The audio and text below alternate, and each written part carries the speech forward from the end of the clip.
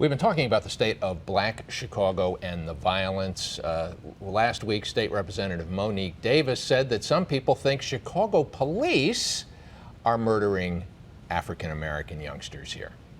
Why do I owe them an apology? Because I said what someone told me, what someone whispered they suspected? Listen very carefully. Now, let's not be confused. I said my community, many people in my community, based upon their experiences and their knowledge, believe it is possible that some of these murders are committed by our finest. Now, we can't say that doesn't happen because we do know that children have been shot when they're running from the police.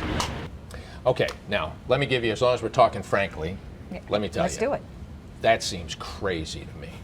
That there's some sort of secret conspiracy of Chicago cops out there killing black kids? Like the death squad. That seems crazy. Where does that come from? I think there's a lot of frustration on the part of the African American community about all the unsolved murders. You know, if you can come into a community and you can resolve a murder in less than 30 days, but you've got all these unresolved murders, wonder, well, what's happening? What is the police doing? And so there's a lot of concern as to whether or not they're doing enough. Now, the police say that even in some cases where the victims know who shot them, they don't cooperate with the investigation. But the belief is, that I think that there's a belief that the police can't protect them in their own neighborhoods. And so you're fearful. You're fearful.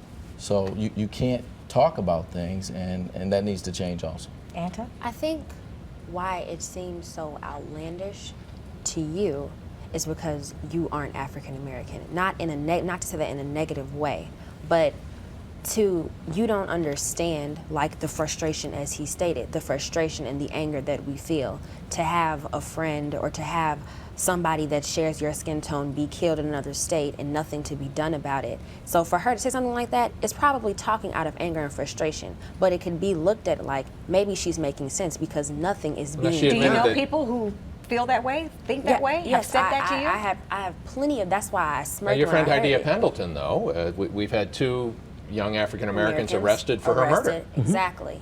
But and that case was solved in a that couple of case weeks. was A solved in a very couple- high-profile case, as Absolutely. Dr. Smith just said. Exactly. But what I think she's trying to say is that as she said, what I see in my neighborhood. So as soon as she said that, I clicked with her because what I see in my neighborhood, people get gunned down, people get jumped, crime is happening everywhere, nothing is occurring. So in a way, and I even asked some of my friends' fathers that are police officers, are you all aware that this is happening because nothing is being done, which leads us to believe that you're allowing it to happen, that you're just sitting back and letting it happen. Well, what she said, though, went a step forward. Now, she says she doesn't believe it, but what people are telling her is that it's not just that the cops aren't solving these murders, it's that they're killing actually these doing kids. it. But That seems just...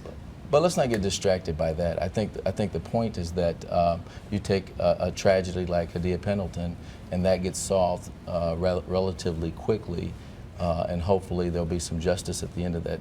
There are a lot of other crimes, a lot of other shootings, a lot of other murders that don't get resolved. So why does it take a high-profile killing or murder to draw the attention to resolve the problem? There has to be some way of addressing every murder. We shouldn't tolerate or accept any murder of a black child. Now, Not one of them. Superintendent Dr. McCarthy, Smith, by the let me way, ask you- claims, Superintendent McCarthy, I should say, does claim that the clearance rate, the solution rate for these homicides is going up. He says he's put more detectives on the case. Right. Right. Dr. Smith, I wanted to ask you, though, but is this an issue of law and order, or is this a public health issue? I think it's a What's public going on health in the black issue. community? I think it's a public health issue. I think we're going to have to address it. I think the issue of drugs is just running rapid in our community. I think that alcohol abuse and substance abuse is something we need to address. Mental illness is a major concern. You know, because there's a relationship between ADHD, general anxiety disorder, bipolar disorder, oppositional defiant disorder. Now, a lot of people say, well, we've got all of those diagnoses and it's impacting our community greatly. But when you begin to look at some of the things that's actually happening in our schools, happening in our community, these diagnoses exist. Let's get into, But what about jobs? We can't ignore the role of a lack of jobs, a lack of opportunity, and yet a lack while of there's all things this for kids violence, to do. Larry, you know business guys, black and white business guys. While there's all this violence, they're not going to move into Auburn, Gresham, or Englewood. I understand the hesitancy, but what I'm saying is if we can invest resources at targeting youth and targeting, quote unquote criminals, that people that will commit crimes. Let's target Let's give that Anta money the final on word here. jobs. What do the Chicago police need to do to get better trust and cooperation? Well, it's nothing that the Chicago police can do that they haven't already tried to do. It's something that we need to do as a race. Black Chicago needs to come together and lift up Black Chicago, because we complain about the police not doing enough. So are we going to continue to sit down on our behinds and wait for them to do something, or are we going to do something? So we need to do something. That's what Out of the mouths of babes. Huh? 16 years old, right? 16 Just had your years birthday. old, okay.